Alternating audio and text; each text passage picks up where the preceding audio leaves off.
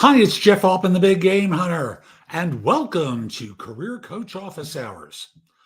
Tuesdays at noon Eastern, I take questions live from people so that I help you so you don't make the mistakes that prove so costly in a job search, especially in a market like this one where so many folks are struggling to land.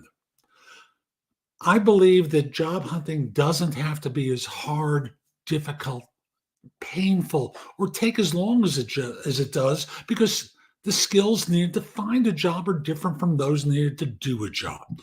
And thus, I do Career Coach Office Hours Tuesdays at noon Eastern live, with the exception of, I believe it's the 19th or 20th of August, where I'm going to be away. I'll have a pre-recorded show available. But the long and the short of it is, I try to help you land in your next role because you need help.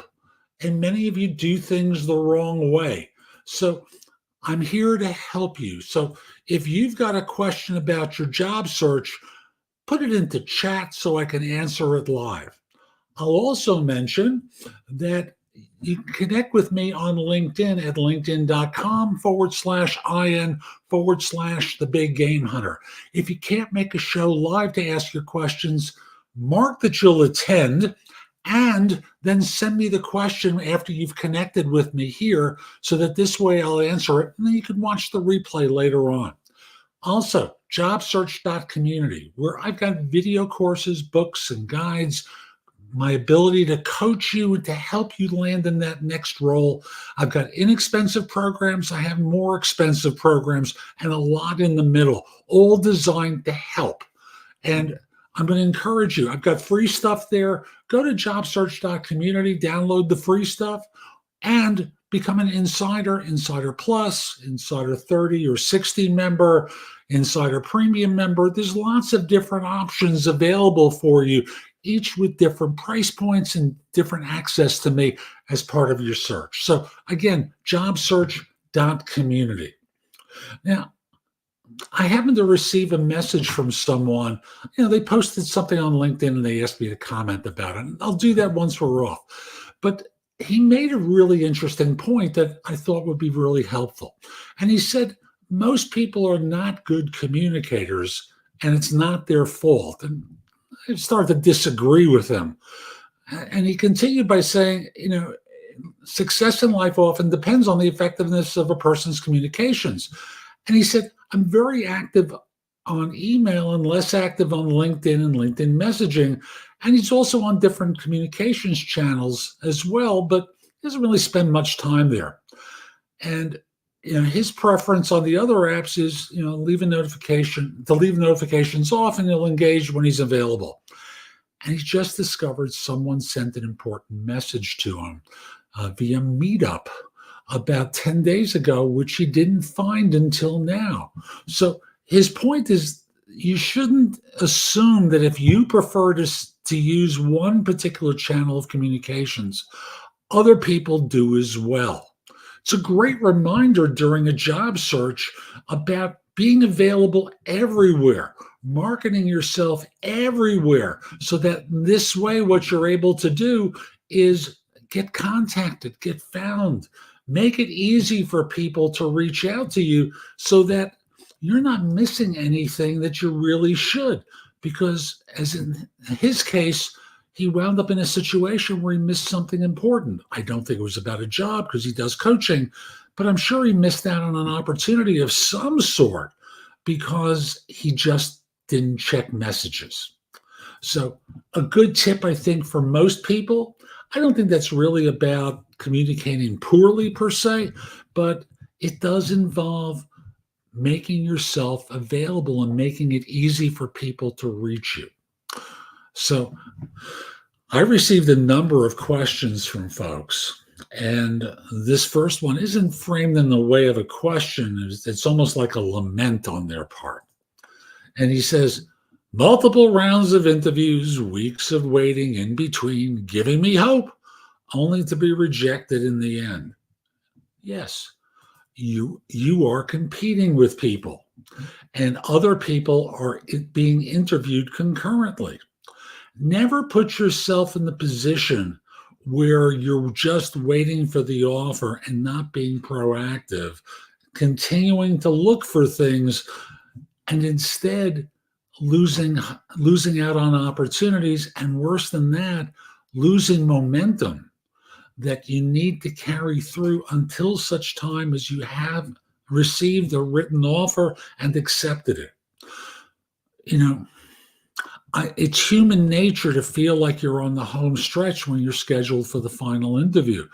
But so often when I did recruiting, less often when I did coaching, because I'm pretty good about warning people about this, but so often when I did recruiting, people would, put themselves in the position of, I got this one. They bring me back for the final. And it doesn't mean that it's locked up. You are always competing. You're competing with other people. And even if you aren't, you're competing with the notion that there's someone else better out there. So always put yourself in the position that you're continuing to work at finding a job until you have the offer in writing.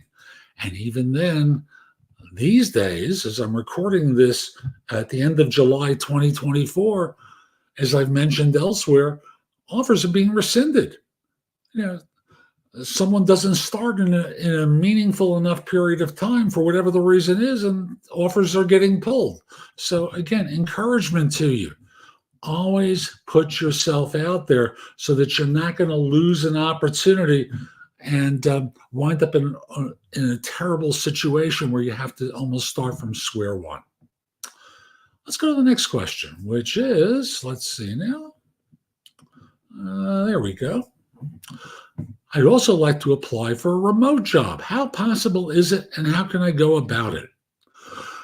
The magic word here is apply, because you can find jobs that are remote anywhere.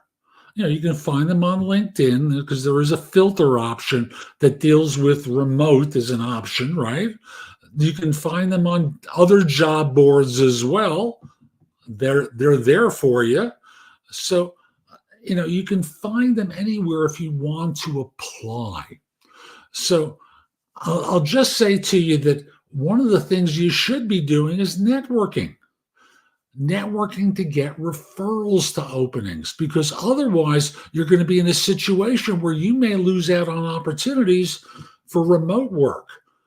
And there are job boards, of course, and, just keep talking to people. Now, there are fewer remote jobs as I'm recording this than there were 6 months or 12 months ago. Why? Because they don't feel compelled to do it. They have an abundant supply of labor right now because so many firms have been laying off that they can pretty much make demands of people. And if you don't like it, someone else is willing to do it. I'm sure they have comparable skills and will work for around the same amount of money. So think of it from their perspective. Why should they pick you to work remote when they may rather have someone in the office? I'm not saying that you're wrong. I want to be clear about that. But remember, it requires them to accommodate you. And right now, they're not feeling particularly accommodating. So, it's possible, but there are fewer remote-only jobs available now, unless you are, in effect, contracting for work. Like, for example, if I want to do coaching for an organization, there are remote opportunities, but they're not asking me to work a full-time schedule. They're asking me to work a certain number of hours per day or per week. And that's not really a job. That's really a temp assignment or temporary work. You've got to look at your circumstances and see what you're willing to do, how long you can afford to wait to get this sorted out, so that in this way you can make a wise decision, because frankly, for many of you, you can't afford to be out for so long. It's true, you can't afford it. It's expensive. Life has gotten expensive, and there are fewer jobs available at all, let alone for remote workers. So, tough message. Hope you found this helpful. Oh, I want to mention one other thing to you. And I should have done this in the opening tip, but have you always been told to Google yourself? Well, Try doing this. Go to ChatGPT and search for you. Seriously, go to ChatGPT, go to Claude, go to Gemini, go to perplexity.ai. Search for yourself. Your name, maybe a location, maybe a skill or a responsibility or employer, something. See what it says about you.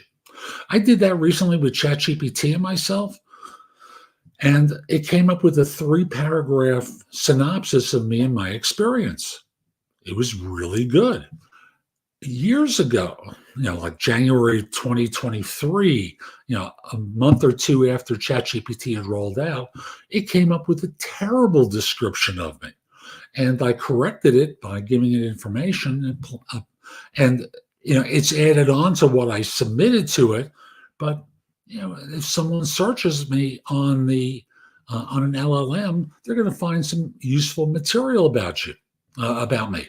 And you need to know what they say about you too. So take a look at searching for yourself using AI and see what turns up and then correct it. Okay. Let's see now. What's the next question? Yes. Had a final interview. The hiring manager gave me very positive signals. Other panelists were fine. It's taking a little while to load this. The recruiter says the hiring team, it's having trouble connecting. So my apologies. Let's try this again. Let's try it one more time. So they had a final interview with a panel. The hiring manager gave a positive signal. Other panelists went fine. The recruiter said the hiring team has more interviews scheduled next week, and she's expecting to be back in 2 weeks. Is that a polite rejection? No, they're telling you the truth. They've got a few more people to talk with. They're not ready to make a commitment to you. That's what they're telling. I'm telling you, they're not ready to make a commitment that they want to choose you because they're talking to other people too. So I think it's remarkably honest and candid for them to say that. Now, if it goes to the third week, around the middle part of that week, I would message them and say, when I met with you, you told me you expected a decision in 2 weeks, and we're past that point. Can you give me an update on what's going on?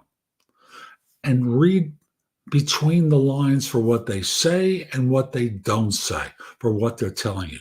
And as I mentioned to the person earlier, keep looking. You don't have an offer.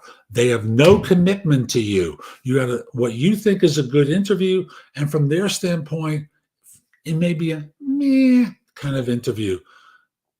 But you have no offer, no commitment on their part that they're making an offer. So just keep looking. Seriously, just keep looking, because otherwise you can wind up being a situation where you lose out on something and it becomes very painful. That was the question that should have been there. Okay. Here we go. The next one.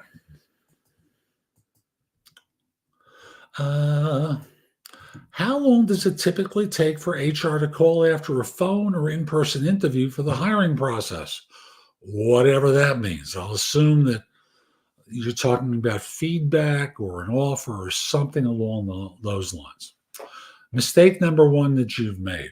You didn't ask them when to expect them to get back in touch with you. Otherwise, you wouldn't be asking this question. You always have to ask at the end of an interview when you might hear from them about next steps. And from their answer, you can figure out how interested they really are. I expect we'll hear from you early part of next week is pretty good. Less good is, we've got 24 more people to talk with. We'll be back in touch sometime around when the hell freezes over. Obviously, less good. The best of all is, I expect early part of next week we'll be in touch with you. I expect we'll have you back to meet with so-and-so and so-and-so. And, I expect you'll hear from us like Monday, Tuesday of next week. That's much better, right? Because they're being specific. You didn't do that. So it's impossible really to answer the question about whether or not, it's hard to know with certainty. But I'll say from a typical perspective, follow up with them in a few days. I'm not talking about a week. I'm talking about less than that, because they should have feedback in a couple of days at most if they're interested in going further with you. If it's a rejection, they'll be clear about that. If it's a couple of days, they may say to you, we have one more person to talk with, or I haven't been able to connect with so-and-so after your interview. Please be patient with me, and I'll be back in touch with you very soon. But there's no one answer to this question, because an HR person is contacting other people who are the real decision makers, and they may be busy. They may be uncommunicative because they have multiple priorities. So no simple answer for you, but again, in the future, ask them the question about when you might hear from them about their interest or lack thereof. Just going to remind you, at JobSearch.Community, I have free stuff on the homepage, plus access to video courses, books, and guides that'll help you with your job search a lot.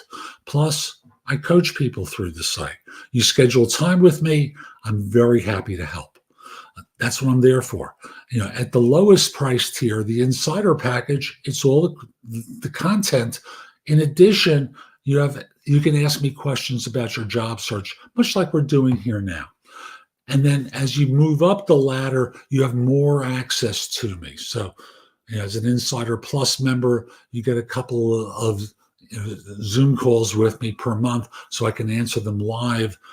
And you get more responsiveness from me as you move up the ladder to the premium tier. So again, come over to JobSearch.Community, become an insider or some version of insider member, because it will make a difference and help you land your next job faster. Okay. I've got more questions, which is it looks a little bit similar to what I just answered, but different enough that I'll put it in here. How long should I wait to contact a recruiter that says they were going to have a meeting with me and the hiring manager the next day, but I haven't heard from the manager or the recruiter? Do I need to wait at least a day before contacting them? Wow. So here's the awkward thing that I don't know from this. So let's say the appointment's for tomorrow and it's noon. And you want to be able to contact them, and you should contact them and say, we spoke about my meeting with the hiring manager tomorrow. I haven't heard from you. Should I block out time, and what time of day should I block out? And then from there, if they don't get back, you obviously don't have an appointment. If they get to you tomorrow at 8:30, the next day at 8:30 for a 2 o'clock interview, you have a decision to make. And the decision could be as simple as, can I reschedule something on my calendar, or should I pause for a second and say, I can't reshuffle this item at such a late date. I can do it tomorrow, and make them go back and reschedule. And if you're able to make it at that time, do it. But I think that's rude, to be honest with you, to come back on the day of the appointment to ask if you can make it a little bit later in the day. You have other responsibilities in a life if you're working. And even if you're not working, you have other responsibilities and may have made plans that this screws up. So the long and the short of it is, I wouldn't wait another day. I would message them at the earliest possible point to get a resolution as to whether or not you have this appointment. And don't be a jerk and call 12 times in one day. Have you heard anything yet? Have you heard anything yet? Don't do that. Seriously, don't do that. What is the appropriate response to, why are you asking this question in an interview? Variations on this. Is there something wrong with this question? Yeah, it's weird. What's weird about it? I want to understand. From my perspective, it's a normal question, but from yours, it isn't. And if we work with one another, I need to understand your thought process. Notice what you're doing is managing the response in the situation as a good subordinate might. And I don't care what level you're at. Why are you asking this question as though it's a stupid question? Of course, it's not a stupid question. You've learned something about them and how they operate, but the long and the short of it is it's a smart question because you've got a gap in what you need to understand about joining. And from their standpoint, they're viewing it as being a dumb question. No, it's a valid question, and you want an answer to it. And they're trying to make you go on the defensive. Not a good decision on their part.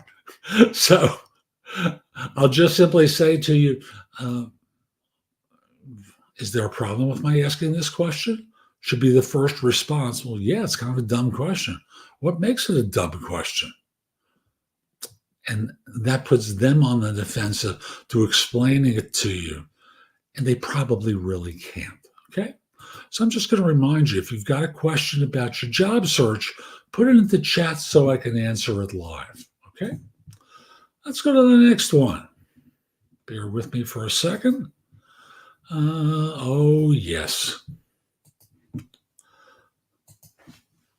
Bear with me for just one more moment. I'm 56 years old and have always had no problem getting a job until now.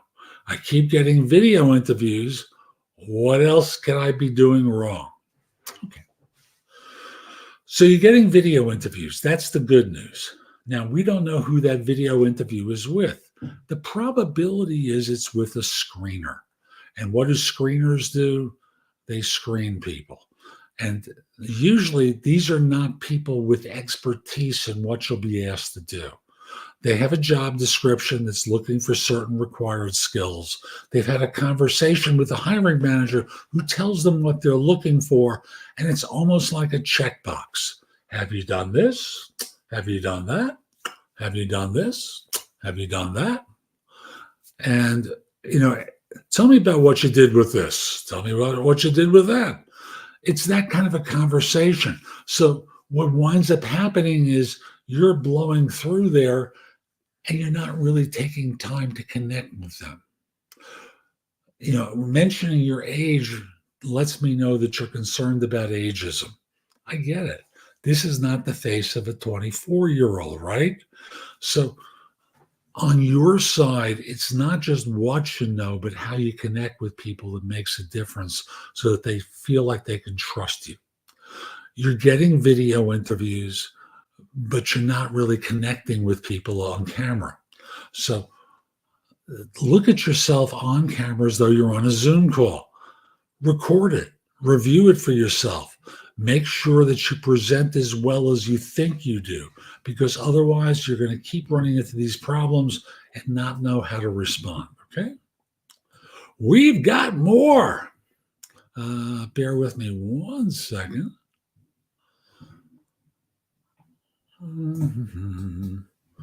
Yes. Okay, I'm going to put this into chat. I just learned right now that my job is interviewing. They're hiring. We want to hire a replacement for this person. They're going to fire him or her soon. What should you do? Well, there are two alternative approaches. One is to meet with your manager and say, "Are you happy with my work?"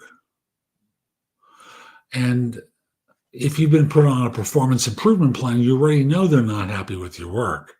So what am I doing wrong? How can I improve? Should be the basis of the conversation. Can we meet with regularity? Because I want to make sure that you're happy with me. That's what I want to do, is I want to make sure that you're happy. Now, that may slow them down on finding your replacement, but let's say it doesn't. You need to find another job as soon as possible. And you need to start reaching out to your network, start applying for things. connecting with folks so you're introduced to jobs and are not missing out on opportunities, because otherwise it can be very painful for you. So first alternative, and again, you know yourself better than I do as to whether you have the courage to do this. I wouldn't put myself in the position of saying, I heard you're trying to hire my replacement. Yeah, how'd you hear that? And then you have to betray a trust or vacillate. And, you basically put yourself in a position where you're on the defensive here. So I would encourage you, number one, get your resume and LinkedIn profile up to date. Number two, meet with your manager, your boss, however you refer to them, and say, are you happy with my work? And then be quiet and listen. It's courageous for them to say, I'm disappointed. I think you can do far better. That's actually a great response because it shows that they really care and they're open to a frank conversation with you to try and get issues resolved that may prompt them to want to let you go. Okay, so there's a lot more that goes into this, but that's a good starting place for you. Okay, I'm going to do one more question today because I go for about 30 minutes on Tuesdays. By the way, the week of the 19th or 20th, that Tuesday will be a pre-recorded show rather than something I do live. We're going to be in Vermont visiting our son who's working up there, and I'm going to take a couple of days off. So here we go. What are the pros and cons of applying for a job as soon as the job is posted versus waiting a week or so? Let me start with the con of waiting a week or so. They may have received 350 resumes by then and will never read yours. That's the fact of it. Especially in times like these when so many people are looking for work. You're competing. Being job applicant number 249 is not going to get you an interview. They will have already started interviewing by that point. So what will happen is you'll never get an opportunity to interview. As soon as the job is posted, well, I wouldn't necessarily go that far because it tells me you haven't done anything to modify your resume to make it appear like a fit for the role. But repeat that one for you. It tells me that if you apply instantaneously without tailoring your resume to make it a fit for the role, you may wind up getting rejected. The broken watch is right twice a day. If you apply for something with your standard boilerplate resume, you'll get standard boilerplate responses, lots of rejections that maybe you shouldn't have gotten because you didn't do anything to make the fit with the role obvious to a reader. So my encouragement is you're better off applying early rather than late, not instantaneous, and certainly not later, because you don't want to be in the position where you lose out on an opportunity because someone else got the resume in sooner, got interviewed, and they never got around to you. So I hope you found today's show helpful. I'm Jeff Altman. Connect with me on LinkedIn at linkedin.com/IN/thebiggamehunter. Mention that you saw this. I like knowing I'm helping some folks. Once we're connected, your network is going to be a lot larger because my network tends to be a lot larger than most of yours. Also want to mention one more time, JobSearch.Community, where I have video courses, books, and guides, coaching from me, a lot to help you. Hope you have a terrific day, and most importantly, be great. Take care.